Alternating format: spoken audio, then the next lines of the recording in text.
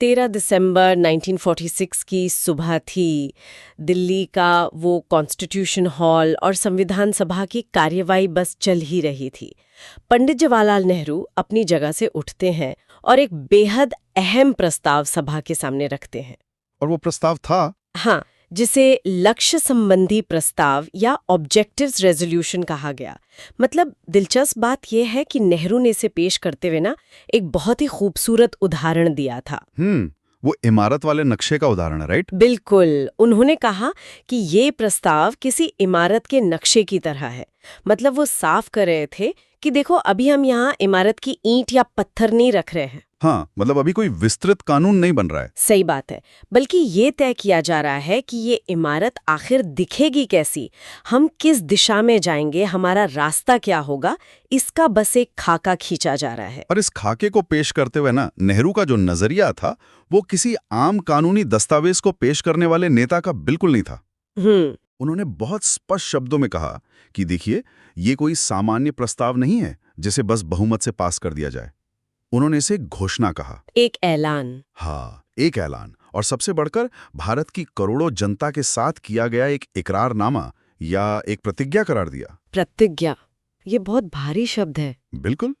उनका मानना था कि कानून तो महज शब्दों से बनते हैं ना, और शब्द अक्सर बेजान होते हैं।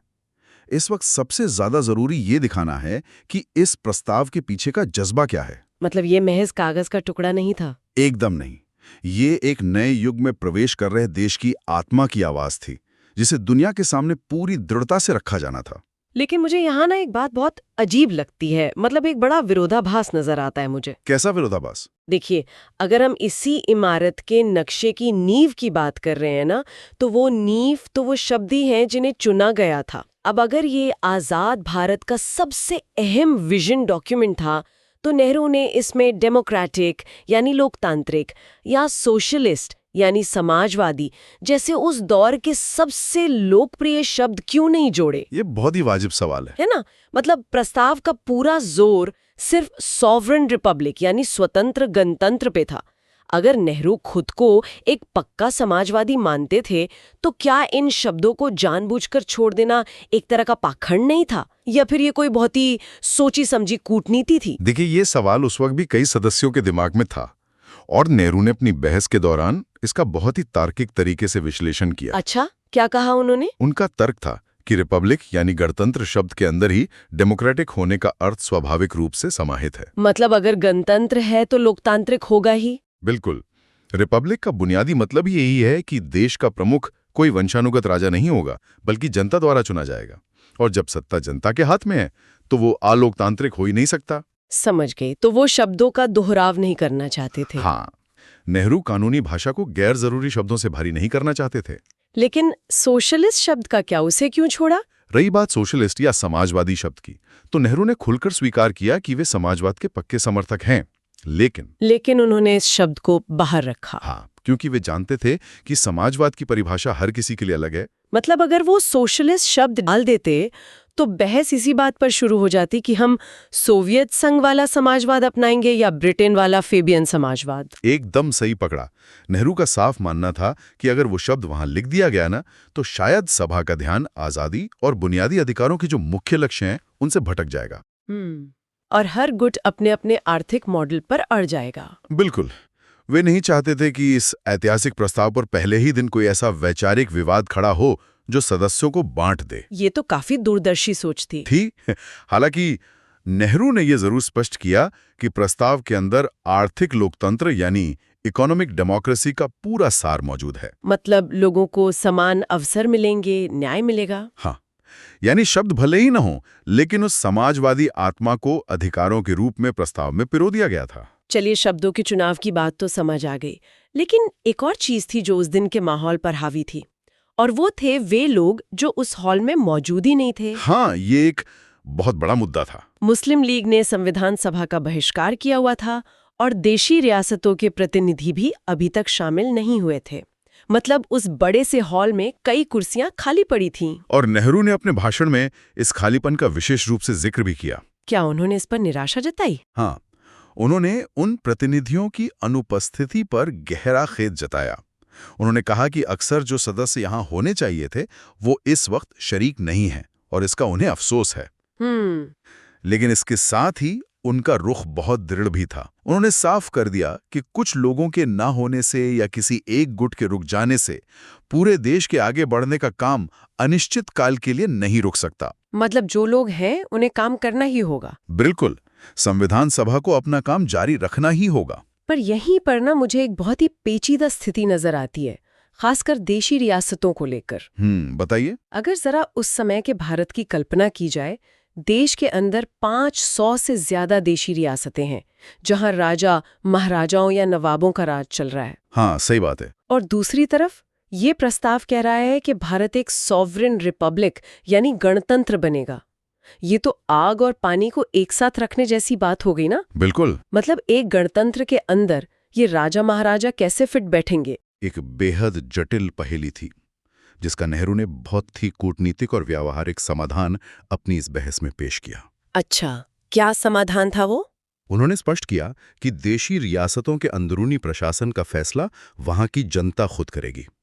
नेहरू ने कहा कि वे व्यक्तिगत रूप से राजतंत्र में विश्वास नहीं करते, लेकिन वे अपनी राय रियासतों पर थोपना भी नहीं चाहते। मतलब अगर किसी रियासत के लोग अपना राजा या महाराजा रखना चाहेंगे तो वे रख सकते हैं। हाँ, रख सकते हैं, लेकिन सबसे अहम शर्त ये थी कि पूरा का पूरा भारतीय संघ यानी यूनियन ऑफ इंडिया समग्र रूप से एक गणतंत्र ही होगा।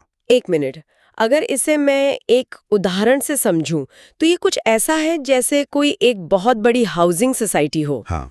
सोसाइटी का नियम है कि पूरी बिल्डिंग का मैनेजमेंट एक चुनी हुई कमेटी करेगी जो कि लोकतांत्रिक होगी। ठीक है। अब आप अपने फ्लैट के अंदर कैसे रहते हैं, वहां का इंटीरियर कैसा रखते हैं, या घर के अंदर कौन नियम बनाता है, ये आपका निजी मामला हो सकता है। बिल्कुल। लेकिन जैसे ही आप फ्लैट से बाहर सोसाइटी के कॉमन एरिया में आएंगे तो आपको पूरी बिल्डिंग के उसी लोकतांत्रिक और गणतंत्र वाले नियम को मानना पड़ेगा। ये एकदम सटीक तुलना है।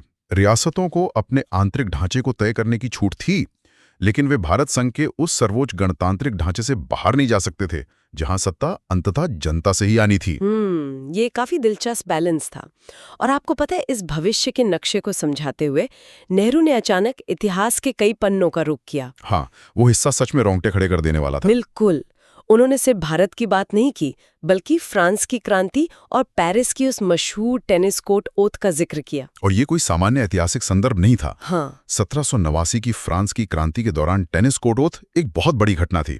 हुआ ये था कि जब फ्रांस के राजा ने आम जनता के प्रतिनिधि, जिन्हें थर्ड स्टेट कहा जाता था, थर्ड स्टेट, हाँ, उनको संसद के मुख्य हॉल से बाहर निकाल दिया और दरवाजों पर ताले लगवा दिए। तो उन प्रतिनिधियों ने हार नहीं मानी। अच्छा, वो वापस नहीं गए? नहीं, वे पास के ही एक इंडोर टेनिस कोर्ट में इकट्ठा हुए और उन्होंने ये ऐतिहासिक कसम खाई कि जब तक वे फ्रांस के लिए एक नया संविधान नहीं लिख लेते, वे वहां से नहीं हटेंगे, चाहे राजा कितनी भी ताकत का इस्तेमाल कर ले। एकदम। तो मतलब नेहरू इस संविधान सभा को ठीक उसी टेनिस कोर्ट में खड़ी आम जनता के रूप में देख रहे थे जो ब्रिटिश साम्राज्य की तानाशाही के सामने अपना संविधान खुद लिखने की जिद पर अड़ी थी। बिल्कुल। और नेहरू ने अमेरिका के 150 साल पुराने संविधान और रूस की महान क्रांति का भी जिक्र किया। वे भारत के इस पल को ना विश्व इतिहास की उन महान घटनाओं के समानांतर खड़ा कर रहे थे जहां जनता ने पुरानी सड़ी गली व्यवस्थाओं को उखाड़ फेंका था। और इस टेनिस कोर्ट ओथ के तुरंत बाद नेहरू ने ब्रिटिश कैबिनेट की हालिया बयानबाजी पर अपना तीखा गुस्सा भी जाहिर किया। हाँ, क्योंकि उस समय ब्रिटिश अधिकारी लगातार नई नई शर्तें और अड़चनें डाल रहे थे। दरअसल हुआ ये था कि नेहरू हाल ही में ब्रिटेन के प्रधानमंत्री के बुलावे पर लंदन गए थे, इसी उम्मीद में कि वहां से कोई सहयोग मिलेगा। लेकिन वे वहां से सिर्फ निराशा लेकर लौटे। बिल्कुल, उनका इशारा साफ था। जैसे फ्रांस के सम्राट ने संविधान सभा को रोकना चाहा था, वैसे ही आज जब भारत अपनी किस्मत खुद लिखने की कोशिश कर रहा है तो ब्रिटिश हुकूमत कभी मुस्लिम लीग का बहाना बनाकर तो कभी कानूनी पेचीदगियों का जाल बिछाकर रूड़े अटका रही है। और यहाँ नेहरू के शब्दों में जो आक्रामकता थी ना, वो सच में ध्यान देने लायक है। उन्होंने बहुत ही कड़े शब्दों में कहा था कि भारत अब किसी की सलाह या जबरदस्ती थोपी गई मध्यस्थता बर्दाश्त नहीं करेगा। अगर कोई हमारे ऊपर अपनी मर्जी लादने की कोशिश करेगा तो हम उसका कड़ा विरोध करेंगे। और जैसे ही नेहरू ने अपना ये विजन सभा के सामने रखा, इस बहस में जो अगली आवाज गूंजी वो और भी ज्यादा मुखर और तीखी थी। हाँ, पुरुषोत्तम दास टंडन का वो आक्रामक भाषण। बिल्कुल, ये आवाज थी पुरुषोत्तम दास टंडन की। उस वक्त स्थिति ये थी कि सभा में कुछ सदस्यों की तरफ से एक संशोधन यानी अमेंडमेंट लाया जा रहा था। हाँ, वो टालने वाला प्रस्ताव। हाँ, कि जब तक मुस्लिम लीग के सदस्य नहीं आ जाते तब तक इस प्रस्ताव को टाल दिया जाए।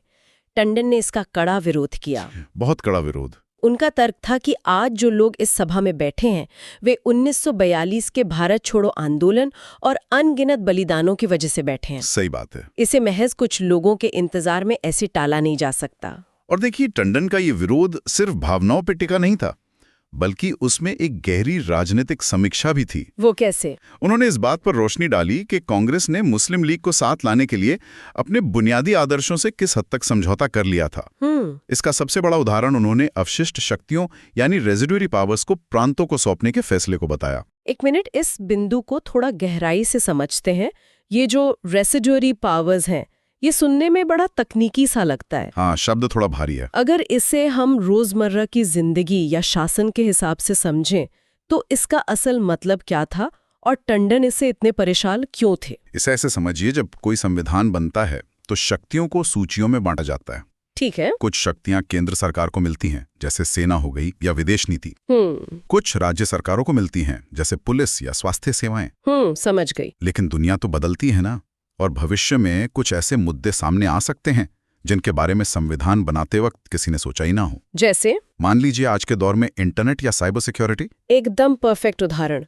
तो जो शक्तियां किसी भी सूची में नहीं लिखी गईं, उन्हें अवशिष्ट शक्तियां या रेसिडुअरी पावर्स कहते हैं। तो सवाल ये था कि भविष्य की ये अनजान और अपार शक्ति किसके पास जाएगी, केंद्र के पास या प्रांतों के पास? बिल्कुल, टंडन और कांग्रेस हमेशा से मानते थे कि एक मजबूत और एकजुट भारत के लिए ये अवशिष्ट शक्ति केंद्र के पास होनी चाहिए, जो कि लॉजिकल भी लगता है। हाँ, लेकिन सिर्फ मुस्लिम लीग को खुश करने के लिए, ताकि वे संविधान सभा में आ जाएं, कांग्रेस ने ये मान लिया था कि ये शक्तियां प्रांतों को दे दी जाएंगी। ओहो। टंडन का मानना था कि प्रांतों को इतनी ज्यादा ताकत देना भारत के टुकड़े करने की नींव रखना है, जो कि देश की एकता के साथ एक बहुत बड़ा धोखा था।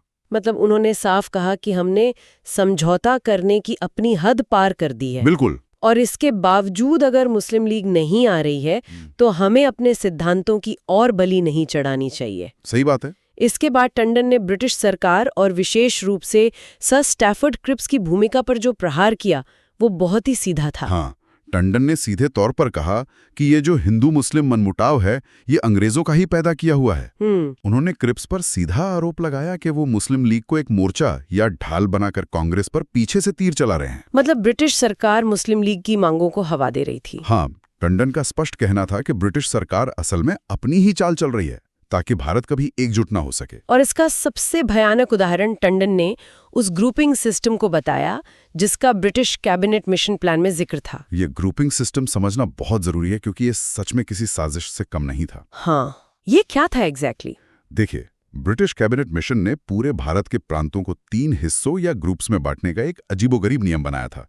ग्रुप ए, बी और सी। ठीक है। नियम यह था कि पश्चिमोत्तर सीमा प्रांत, असम, बंगाल और पंजाब को अलग अलग गुटों में रखा जाएगा। और यहीं पर अंग्रेजों का असली खेल था। बिल्कुल। मतलब एक तरफ तो वे कहते थे कि किसी भी प्रांत को ये आजादी है कि वे किसी गुट में शामिल हो या ना हो, लेकिन दूसरी तरफ उन्होंने नियम ऐसे बना दिए कि एक छोटे प्रांत को जबरदस्ती किसी दूसरे बड़े प्रांत के साथ शुरुआत में बैठना ही पड़ेगा। हाँ, ये तो वही बात हो गई कि आप कॉलेज के एक हॉस्टल में रहने गए, आपने कहा मुझे अपने कमरे के नियम खुद तय करने हैं। राइट। लेकिन प्रशासन ने कहा कि नहीं, तुम्हें इस खास विंग में ही रहना होगा और तुम्हारे विंग के नियम वो छात्र बनाएंगे जो वहाँ बहुसंख्यक हैं, यानी मेजॉरिटी में है। एकदम सही एनालॉजी है। उदाहरण के लिए असम को जबरदस्ती बंगाल के साथ ग्रुप सी में डाल दिया गया। अब क्योंकि बंगाल की आबादी और वहां के प्रतिनिधि बहुत ज्यादा थे तो असम का अपना संविधान भी बंगाल के नेता ही बहुमत से तय कर देते। मतलब असम के पास अपनी किस्मत तय करने का तो कोई मौका ही नहीं बचता। कुछ नहीं बचता। इसीलिए टंडन ने इसे भारत को विभाजित करने की और प्रांतों की आजादी छीनने की एक सोची समझी ब्रिटिश साजिश करार दिया। टंडन ने इसे ब्रिटिश हुकूमत का चरम पाखंड बताया था। बिल्कुल। उन्होंने कहा कि ब्रिटिश सरकार हमें इस बात का डर दिखाती है कि अगर लीग के बिना संविधान बना तो भारत में गृह युद्ध यानी सिविल वॉर हो जाएगा। लेकिन असल में वे खुद इस ग्रुपिंग और वीटो पावर के जरिए हमारे बीच इसी गृह युद्ध के बीज बो रहे हैं। ये बहस सच में दिखा दी है कि संविधान सभा के सदस्य ब्रिटिश कूटनीति को पूरी तरह से समझ चुके थे और अब आर पार की लड़ाई के मूड में थे। हाँ, बिल्कुल। इन दो बेहद अहम और तीखे भाषणों, मतलब नेहरू का ऐतिहासिक विजन और टंडन की जमीनी राजनीतिक चेतावनी, इन्होंने उस दिन की कार्यवाही का पूरा नजरिया ही बदल कर रख दिया था। एकदम माहौल बहुत चार्ज था। तो अब सबसे बड़ा सवाल ये आता है कि इन भारी भरकम बहसों, इन नक्शों, इतिहास के इतने उदाहरणों और भविष्य की चिंताओं के बाद उस दिन की सभा का अंतिम परिणाम क्या निकला? उस दिन के आखिरी क्षणों में सभापति डॉक्टर राजेंद्र प्रसाद ने कार्रवाई को संभाला। उन्होंने सभा को सूचित किया कि इस लक्ष्य संबंधी प्रस्ताव पर विचार करने के लिए उनके पास 40 से अधिक संशोधन यानी अमेंडमेंट्स आ चुके हैं। 40 से ज्यादा? हाँ, और जाहिर है समय की भारी कमी थी, क्योंकि इतने सारे संशोधनों पर एक दिन में चर्चा करना तो असंभव था। बिल्कुल असंभव था। और चूंकि अगले दिन शनिवार था, जब रूल्स कमेटी यानी नियम निर्धारण समिति को अपना एक बहुत ही अहम काम खत्म करना था, राइट। इसलिए सभापति ने फैसला किया कि शनिवार को सभा की कोई बैठक नहीं होगी। उन्होंने संविधान सभा की इस ऐतिहासिक कार्यवाही को सीधे सोमवार 16 दिसंबर 1946 को दोपहर 3 बजे तक के लिए स्थगित कर दिया। तो इस तरह वो दिन बिना किसी अंतिम वोटिंग के समाप्त हो गया। लेकिन हवा में जो सवाल और तनाव थे वे जस के तस बने रहे। अगर जरा गहराई से सोचा जाए, जब एक नए राष्ट्र के निर्माण की नींव ही इतने गहरे अविश्वास, इतनी तीखी बयानबाजी, विदेशी साजिशों और अहम लोगों की अनुपस्थितियों के बीच रखी जा रही हो, तो क्या शुरुआती दौर का ये भीषण संघर्ष ही आगे चलकर उस राष्ट्र के लोकतंत्र की सबसे बड़ी ताकत बन जाता है, जो उसे हर तूफान से लड़ना सिखाता है? या फिर यही अविश्वास उस ढांचे में कुछ ऐसी दरारें छोड़ जाता है जिनकी गूंज और कंपन दशकों बाद भी शांत नहीं होती?